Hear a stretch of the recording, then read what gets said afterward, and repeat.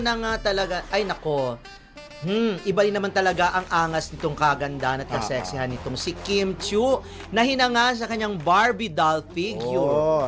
Ganda talaga ng balikat ni Kim. May recent post sa IG si Kim kung saan minomodel niya ang kanyang katawan at dito nga hinangaan siya sa mala Barbie niyang figure at ang kinis-kinis ng kanyang complexion at kutis, balat. Ang swerte nga rin daw ni Paolo kay Kim na may ganitong kagandang face and body. True. Iba rin ang itsura dito ni Kim. Anong ganda? Yeah. Grabe. Actually, si Kim talaga kaya niyang iba-iba yun ang itsura niya. But of course, nandun pa rin yung character. Yung siya lang ang meron. Pero ganyan lang talaga ang katawan niya. Yung, like ko sinasabi, walang filter. May shape talaga. Na dapat lang naman kasi pinaghihirapan talaga niya yan. Hindi yan yung parang... Kasi diba, nakita mo naman kung mag-gym, kung tumakbo. Pero kaya... siya yung nag-gym o tumatakbo na hindi ang lalaki, no? Hindi malaki ang hindi muscles. Muscles, hindi ganun ang dating. Hindi malaki ang pata. Ito talaga, model type and pwede nga beauty queen kasi nakita ko yung curve ng katawan. Si Kim talaga ang isa sa iilan lang na binayayaan ng matatawag nating ano ba tawag doon yung sakto? Hindi naman perfect, kumbaga ano ba tawag doon yung ano lang siya? Ano yan? Yung ano ba meron term doon na hindi sakto, ano ba yun? Nakalimutan ko na. Pero sige, yung maisip mo rin mamaya. Mahaba ang kanyang long legs siya, 'di ba? Tapos hindi masyadong malapad ang kanyang balakang. Correct. At ang liit din ng kanyang waistline at napakaganda ng kanyang shoulder at balingkinitan daw oo, ba? at yung shape ng kanyang balingkinitan daw ba yung term or no. Basta ako tingin ko lang proportionate yung kanyang body ayun, talaga. proportion. The word proportion. Maraming salamat. Napakatalino mo. Nakita ko kasi balingkinitan. Sabi ko yung kaya. Proportion ng kanyang, kung meron nga sinasabing perfect bone structure, ito naman si Kim ang masabi nating proportion body kasi figure. Tama ka. At sa mukha din, pati sa mukha. Meron ganyan ng katawan, pero ang laki ng balakang, di ba? Yung parang super laki, mas laki ng bat. O, pati kita mo, pati yung leeg ni Kim, pati yung kanyang hugis ng mukha, yung bone structure, facial bone structure grabe niya. yung shoulder niya. Oo. Pati yung arms niya, no? As in, nagji-gym pa yan, hindi talaga siya mamasa na katulad ni Lavina Morales, Alice Dixon.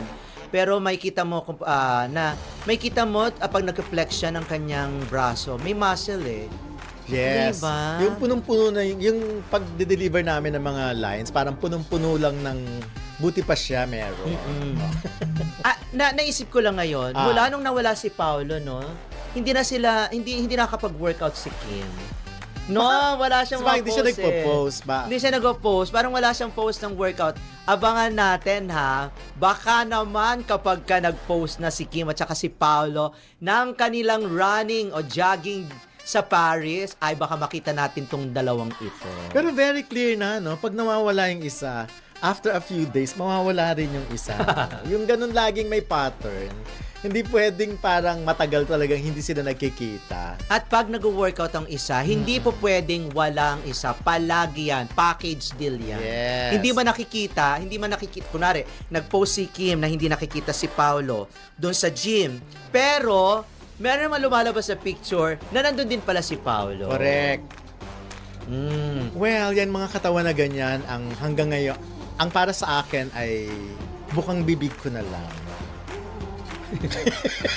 Hindi naman hindi na ako magkakaroon niya. Hindi para sa akin kasi hindi mo talaga structure body structure si Kim. Kasi medyo may may pagka Venezuela malapad ang balakang tapos you mean mga Carla Estrada ba ang datingan ko? Hindi, mga Europeana ka talaga.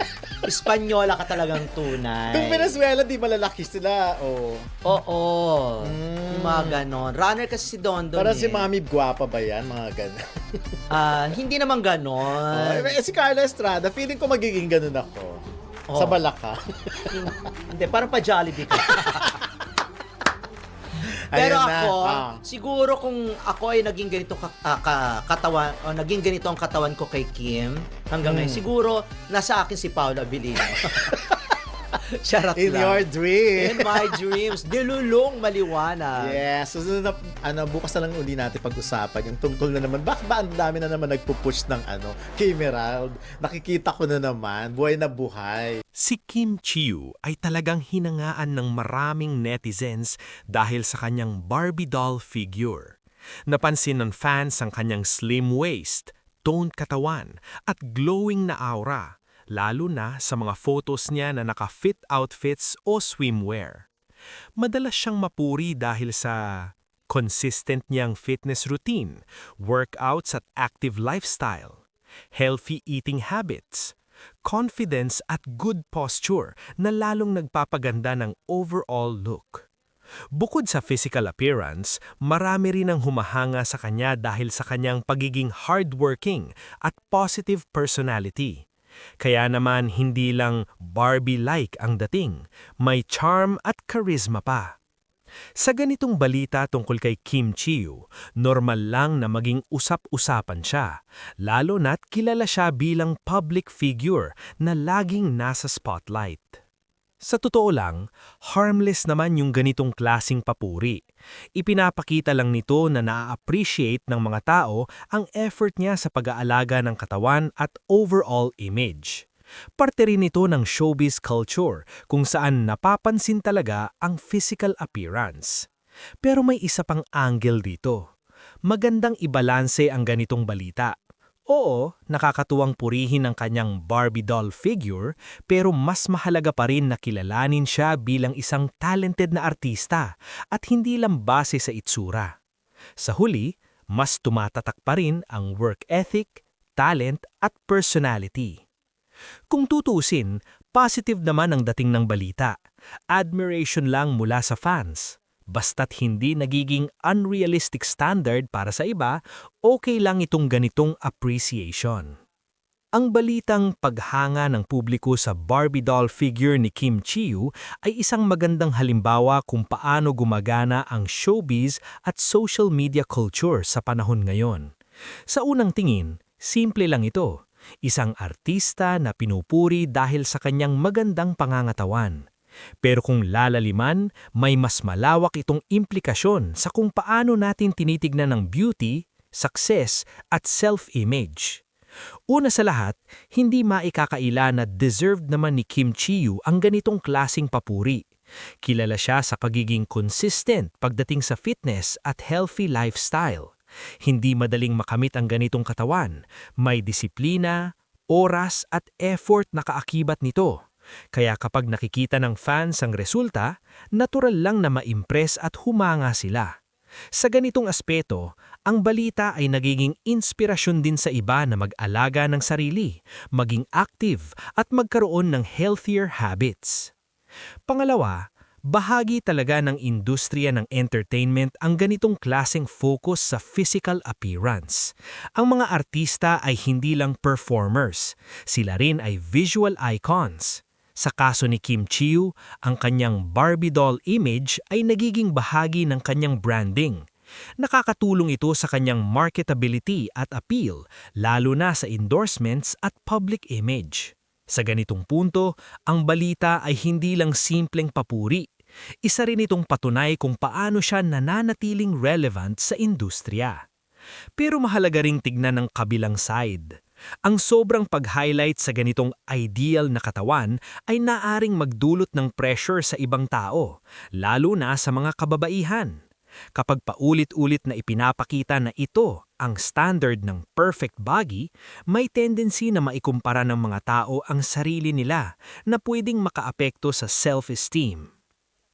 Hindi lahat ay may parehong katawan, lifestyle o access sa mga resources na meron ang isang celebrity. Kaya mahalagang tandaan na ang ganitong imahe ay hindi dapat gawing sukatan ng sariling halaga. Sa kabila nito, maganda rin na i-appreciate si Kim Chiu hindi lang sa kanyang pisikal na anyo, kundi sa kabuuan ng kanyang pagkatao. Siya ay isang artista na nagtagal sa industriya dahil sa kanyang sipag, professionalism at relatability sa fans. Ang kanyang journey, from pagiging simple hanggang sa pagiging isa sa mga kilalang pangalan sa showbiz, ay mas makabuluhang aspeto ng kanyang kwento kaysa sa simpleng usapin ng katawan. Sa huli, ang ganitong balita ay maaring tignan bilang isang mix ng admiration at reflection ng societal standards. Walang masama sa paghanga, lalo na kung ito ay nagmumula sa appreciation at hindi sa comparison. Pero bilang audience, may responsibilidad din tayong maging mas malalim sa pagtingin. Wag lang sa panlabas na anyo, kundi sa talento, character at effort na tunay na bumubuo sa isang tao. Kung susumahin, positive naman ang ganitong balita, nakaka-good vibes at nagbibigay inspirasyon. Pero mas magiging makabuluhan ito kung gagamitin natin bilang paalala na ang tunay na halaga ng isang tao, artista man o hindi, ay hindi nasusukat sa itsura lang kundi sa kabuuan ng kanyang pagkatao. May ilang dagdag pang anggulo na pwedeng tignan sa balitang ito tungkol kay Kim Chi-yu para mas maging buo ang pag-unawa. Una, impluwensya ng social media. Malaki ang papel ng social media sa pag-viral ng ganitong klaseng balita. Isang post lang, lalo na kung visually striking, ay pwedeng mag-trending agad. Sa kaso ni Kim, bawat larawan o video niya ay mabilis mapansin, kaya mas napapalakas ang narrative na Barbie doll figure siya. Ibig sabihin, hindi ito natural admiration. Pinapalakas din ito ng online engagement. Pangalawa, branding at image building. Sa showbiz, hindi aksidente ang ganitong image. Posibleng bahagi ito ng mas malawak na branding strategy. Ang pagiging fit, polished at doll-like ay nakakatulong sa endorsements, fashion partnerships at pagiging aspirational figure. Sa madaling salita, ang ganitong balita ay may epekto rin sa kanyang career growth at opportunities. Pangatlo, cultural perspective ng beauty. Sa Pilipinas, malakas pa rin ang paghanga sa mestiza features at slim body type. Kaya kapag may artista tulad ni Kim na pasok sa ganitong standard, mas napapansin siya. Pero unti-unti na ring nagbabago ang pananaw na yon, mas nagiging inclusive na ang definition ng beauty. Kaya interesting na makita kung paano tatagal o mag-e-evolve ang ganitong klasing ideal. Pang-apat, posibleng epekto sa fans. May dalawang side ito. Positive, nakaka-inspire sa iba na mag-workout, mag-alaga ng sarili at maging confident. Negative, pwedeng magdulot ng comparison at pressure, lalo na sa kabataan na na-expose sa ganitong images araw-araw. Kaya mahalaga na i-frame ang ganitong balita bilang admiration, hindi standard na kailangang abutin ng lahat. Panglima, longevity ni Kim Chi-yu sa industriya. Hindi lang ito tungkol sa kasalukuyang itsura niya. Patunay din ito na si Kim Chi-yu ay marunong mag-adapt at mag-maintain ng relevance sa matagal na panahon. Sa dami ng bagong artista, nananatili siyang pinag-uusapan na isang malaking achievement sa showbiz. Sa kabuuan, ang ganitong balita ay hindi lang simpleng papuri sa pisikal na anyo. Isa itong kombinasyon ng media influence, cultural standards, personal discipline at career strategy. Kung titignan ng mas malalim, mas nagiging interesting siya dahil ipinapakita nito kung paano nabubuo ang image ng isang celebrity sa mata ng publiko.